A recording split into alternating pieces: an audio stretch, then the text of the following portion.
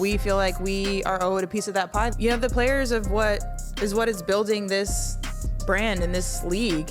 There is no league without the players. WNBA players are fed up, and they're making it clear they won't step back on the court until salaries change. Even Commissioner Cathy Engelbert is scrambling to contain the backlash. Yeah, we've been meeting with the Players Association often. I'm confident that we're going to get something transformational done. These things do take time. But many players aren't waiting. They're walking away, and this could change the league forever. Let's break it down.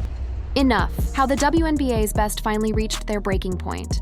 It didn't start with a headline, it started with a look, the kind of stone-faced glare you only see in locker rooms after a gut-punch loss. Only this time, the scoreboard wasn't the problem, the paycheck was. And so the decisions that are made here affect a lot of people, and so of course we're taking it really seriously. Whispers of a silent strike had been bouncing around group chats for weeks. A handful of all-stars, some of them faces of the league, were now threatening something unthinkable. I'll never play again if they keep cutting us. That wasn't just drama for the blogs. This was a warning shot aimed directly at the WNBA's front office. The tension boiled over at All-Star Weekend. Under the bright lights of Indianapolis, with TV cameras rolling, every warm-up drill became an act of defiance. One by one, players peeled off their shooting shirts to reveal a blunt message to ownership and fans alike. Pay us what you owe us.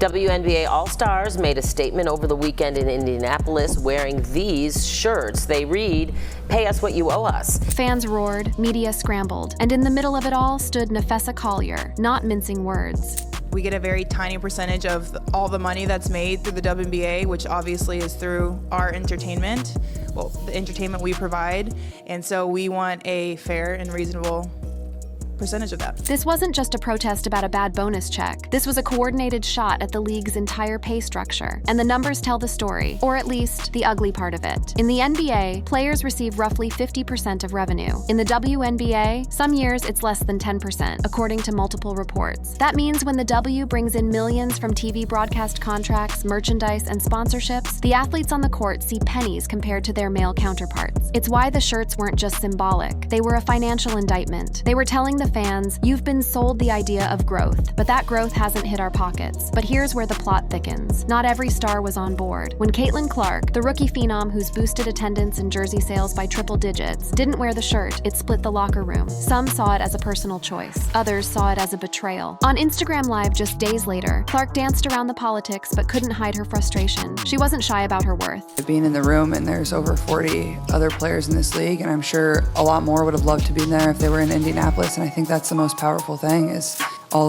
all the girls from across the league just being in that room together. Still, the optics were bad. While Angel Reese openly told reporters she'd walk out if a deal wasn't reached by October, Clark kept playing and cashing in on her endorsements without committing to the protest. This divide played right into Commissioner Cathy Engelbert's hands. At a press scrum later that week, Engelbert projected confidence. The negotiations, she insisted, were ongoing and constructive. But if you read between the lines, her message to the players was clear. Patience, not ultimatums. The thing is, patience is a luxury most veterans don't have. Careers are short, injuries happen, and every year spent on a lowball contract is money they'll never get back. That's why the All-Star shirts hit so hard. They were a reminder to fans that behind every highlight reel is a ledger. And for too long, that ledger has been tilted toward ownership. Even Engelbert has admitted the talks with the Players Association are about finding the right balance between sustainability and player compensation. But balance means different things depending on which side of the paycheck you're on. For players like Collier, it means closing the gap between their sweat equity and the league's profits.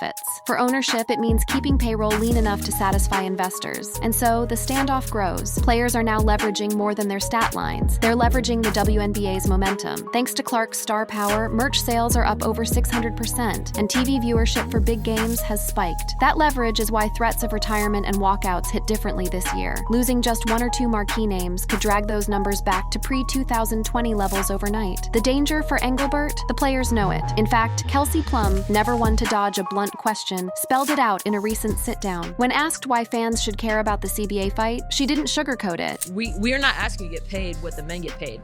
We're asking to get paid the same percentage of revenue, shared. Like, for example, they sell my jersey in Mandalay Bay, I don't get a dime. You don't get any money from... That quote hit like a buzzer beater. Imagine putting up all-star numbers, leading a team to a championship, seeing your jersey in every other row of the crowd, and getting zero from those sales. It's the kind of stat you won't see on a scoreboard, but will stick with you long after the final buzzer. And here's the kicker. The league can't hide behind the old "we're not profitable" excuse forever. With record sponsorship deals and corporate partnerships lining up for a piece of the action, the argument that there's just not enough money to pay players fairly is becoming harder to defend. The athletes have the receipts, and now they have the platform. By the time the All-Star game wrapped, the protest had done its job. The message was in the headlines. The sound bites were viral. And Kathy Engelbert? She was now negotiating with a league of players who'd just proven they could control the narrative as well as they control the ball. The question wasn't if the CBA would change, it was how far the players were willing to go to force it. And as one veteran put it, off camera, if we have to walk, we'll walk. The tension turns personal as star players clash over who's really standing with the movement and who's just cashing in on the chaos. The locker room divide that could break the protest. It's one thing to fight the league, it's another to fight each other. After the All-Star protest made headlines, the WNBA's players' movement should have been tighter than a fourth-quarter defensive rotation. Instead, fault lines started showing in post-game interviews, practice court whispers, and even group texts that used to be the lifeblood of team unity. The tension wasn't just about the message. Everyone agreed that salaries were unfair. It was about the method. Veterans like Breanna Stewart and Diana Taurasi wanted to play the long game, calculated bargaining, staying on the court, avoiding fines that could cripple rookies still on base contracts. But younger stars, Angel Reese, Aja Wilson, and several first and second-year players were done with patience. They wanted a hard deadline, public ultimatums, and if necessary, a walkout before training camp. That split gave Commissioner Kathy Engelbert an opening, and she didn't waste it. At a closed-door meeting with selected player reps, Engelbert emphasized individual choice, a phrase that sounded supportive, but to protest leaders, was a clear attempt to dilute collective bargaining power. And then came the Caitlin Clark question. Clark, whose jersey sales are breaking league records according to ESPN, was now the unwilling centerpiece of a locker room rift. In a new interview, she deflected questions about protest tactics and pivoted back to on-court performance. Those 11 seconds hit like a bad turnover in the final minute. For protest organizers, it read as tone deaf, a superstar benefiting from the league's boom without publicly risking anything to help fix the pay issue. Angel Reese didn't name Clark directly, but her frustration boiled over in a presser. If you're quiet right now, then you're fine with it. And if you're fine with it, then don't try to jump in when it's convenient. The comment set off a wave of media speculation about a cold war inside the players' ranks, with Sports Illustrated running features on whether celebrity endorsements were influencing protest involvement. From a numbers standpoint, the division was dangerous. Labor analysts at NBC Sports have long pointed out that successful collective bargaining in sports depends entirely on player unity, because owners need to believe they can't stage competitive games without top talent. With certain stars signaling they'd play no matter what, that leverage was slipping away. Engelbert's PR team leaned in hard, releasing public statements praising the diversity of views among our incredible athletes, a line that the Associated Press noted sounded complimentary, but also reassured sponsors and networks that a total shutdown was unlikely. Meanwhile, the real numbers kept circulating. An ESPN breakdown of the WNBA's CBA showed that rookies like Camila Cardoso make around $76,000 annually on their contracts, barely above the U.S. median income, while SpotRack's salary tracker revealed that the NBA's lowest-paid player still earns over $1.1 million. That's why the protest wasn't just symbolic, it was a lifeline. Aja Wilson, never shy about turning a post-game into a mic drop moment, lit up the conversation during a TNT broadcast. It's gonna take all of us, so I wanted to make sure that all of us understood that. Social media erupted, and Adweek reported that hashtags like #PayHerWorth and #WNBA Standup climbed to the top of trending lists in the days following the All-Star protest. For Engelbert, the goal was to keep that split just wide enough to stall a unified strike threat. In a CNBC interview, she again emphasized long-term sustainability and measured steps toward growth. For players living paycheck to paycheck, measured steps sounded like another way of saying, wait your turn. Off camera, one veteran put it even plainer. They know some of us can't afford to sit out. That's their leverage. But the more that strategy played out, the more hardcore protesters doubled down. According to The Athletic's coverage of the internal planning, there were now discussions of coordinated warm-up shirt protests, synchronized social media posts, and even a full media blackout from certain certain players. Sponsors noticed. Forbes reported that while some corporate partners quietly signaled support for the players, others warned the league they might cut back investment if games were canceled. The stakes weren't just about money anymore. As the Sports Business Journal observed, the WNBA's public perception was now riding the line between players as empowered trailblazers and a fractured league in chaos. And as training camp loomed, the question hanging over every arena was this: would the players find a way to close ranks before it was too late? Or would Engelbert's slow, calculated approach fracture the movement beyond repair? The protest leaves the locker room and hits corporate boardrooms, where sponsors begin to choose sides, and the future of the WNBA's biggest stars hangs in the balance. When the sponsors pick a side. When a labor fight jumps from the court to the boardroom, the stakes change completely. The protest over pay equity had already fractured locker rooms. Now it was about to test the loyalty of corporate America. The WNBA has long relied on a mix of national sponsors, apparel partners, and broadcast rights to keep the lights on. But as Forbes business analyst Preesh put it, the real power lies with who's willing to stick around when the game stops. And that's exactly what the protest threatened. In the days after the All-Star protest, The Athletic reported that several major sponsors had sent private messages of support to player reps. These weren't just "we hear you" notes. Some included offers to help fund independent media campaigns about pay equity. But not every company wanted in on the fight. A few warned the league directly. If games were canceled, advertising budgets would be cut immediately. Those warnings hit hard because Sports Business Journal explained that the WNBA's sponsorship model is far more concentrated than the NBA's, meaning losing even a single top-tier partner could cause a major shortfall. The players knew this, and the more business pressure they could create, the better their leverage. So they started showing up together at sponsor-heavy events. At a Nike promotional shoot in Los Angeles, instead of quietly fulfilling endorsement deals, a group of players posed wearing black "Pay Us" warm-ups. Cameras rolled, photos hit social media, and suddenly Nike, one of the WNBA's biggest partners, was fielding calls from journalists asking whether they supported the protest. During an ESPN First Take segment, Angel, Reese doubled down on the visibility strategy. I'll take that role. I'll take the bad guy role, and I'll continue to take that on and be that for my teammates. The clip went viral. The Washington Post noted that brand alignment with social justice has become a core marketing tactic for many companies, and backing down now could damage their reputation with younger fans. Kathy Engelbert saw the momentum shift and pivoted her own PR strategy. She began holding joint press conferences with select sponsors, talking about shared visions for the league's growth while subtly steering the conversation away from the pay gap. In a CNBC interview, she emphasized the importance of measured steps toward increasing salaries, framing it as a long-term sustainability plan. But the players weren't backing down. Alyssa Thomas, a veteran forward for the Connecticut Sun, spoke after a team practice and made it crystal clear. We didn't come out ready to play.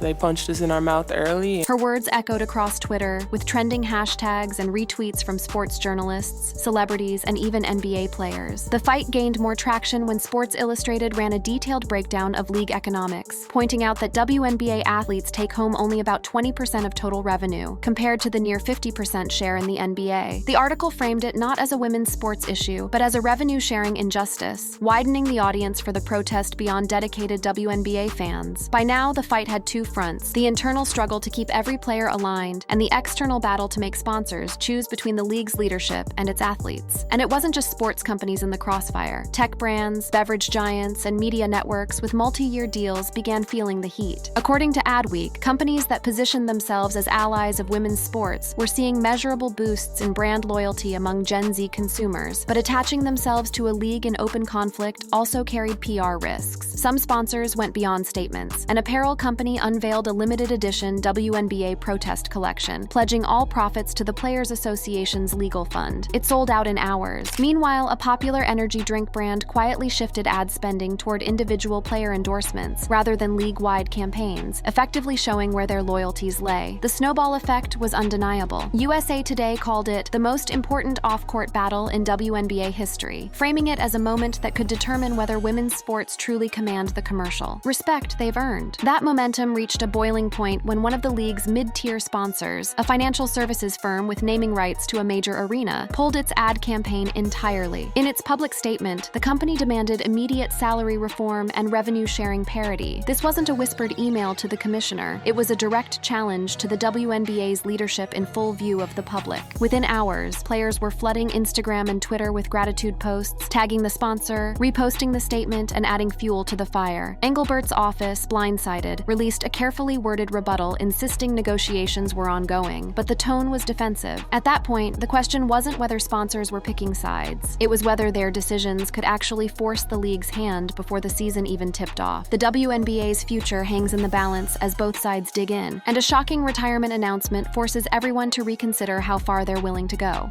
The retirement heard across the league.